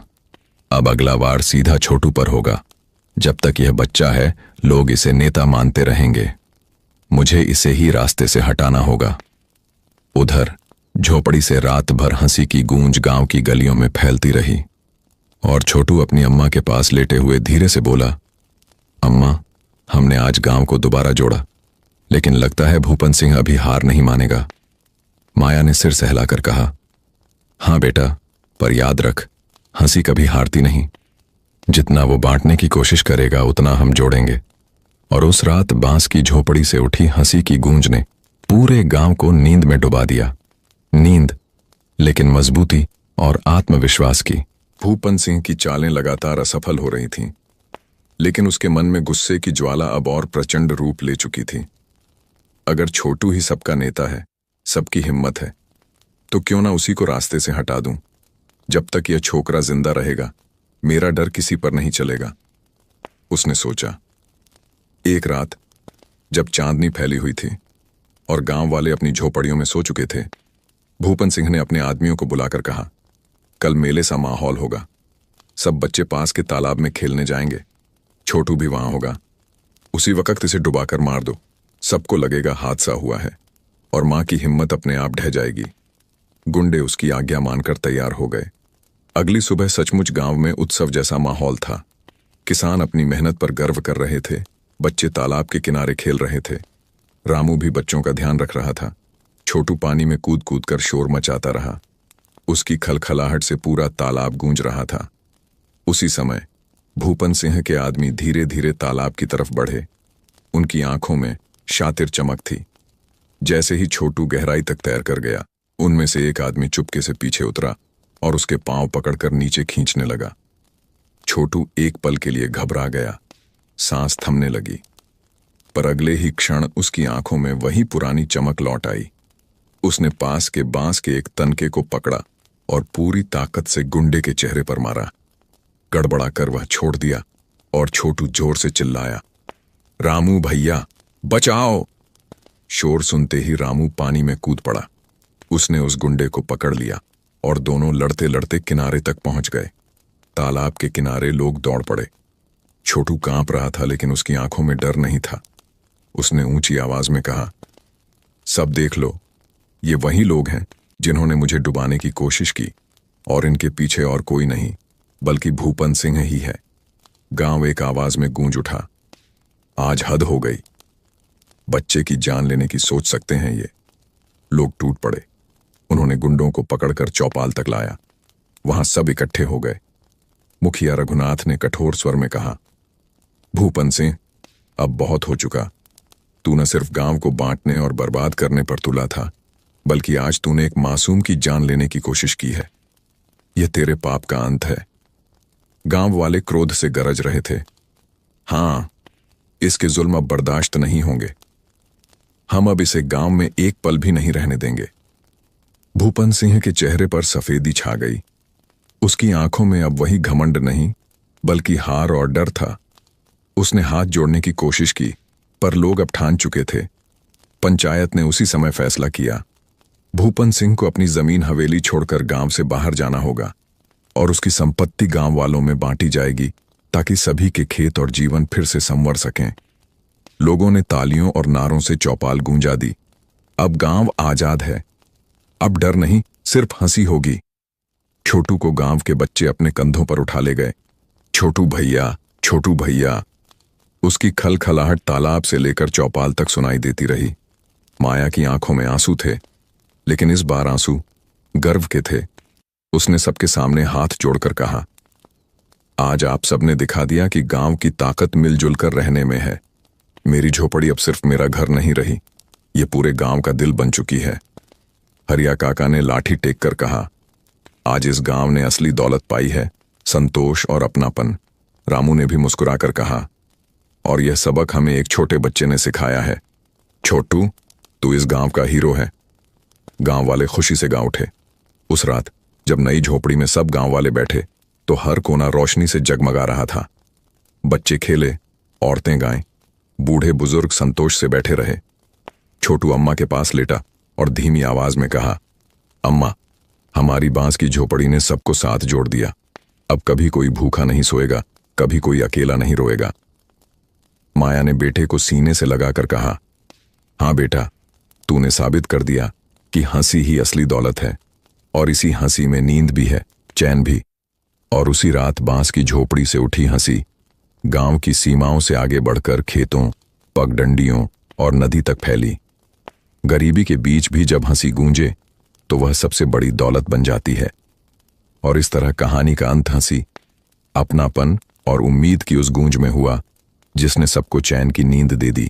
अगर आप अभी तक यह वीडियो देख रहे हैं तो इसे अपने दोस्तों और परिवार वालों के साथ जरूर शेयर कीजिए। वीडियो के अंत में कुछ खाली हिस्सा है, लेकिन उसे छोड़कर वीडियो बंद मत कीजिए।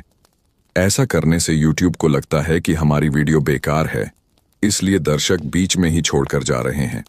इसलिए अगर आप चाहते हैं कि यह वीडियो और भी लोगों तक पहुंचे तो बस अपने मोबाइल का वॉल्यूम कम कर दीजिए, फोन को साइड में रख दीजिए, आंखें बंद कीजिए, लंबी गहरी सांस लीजिए और आराम से सो जाइए। शुभ रात्रि।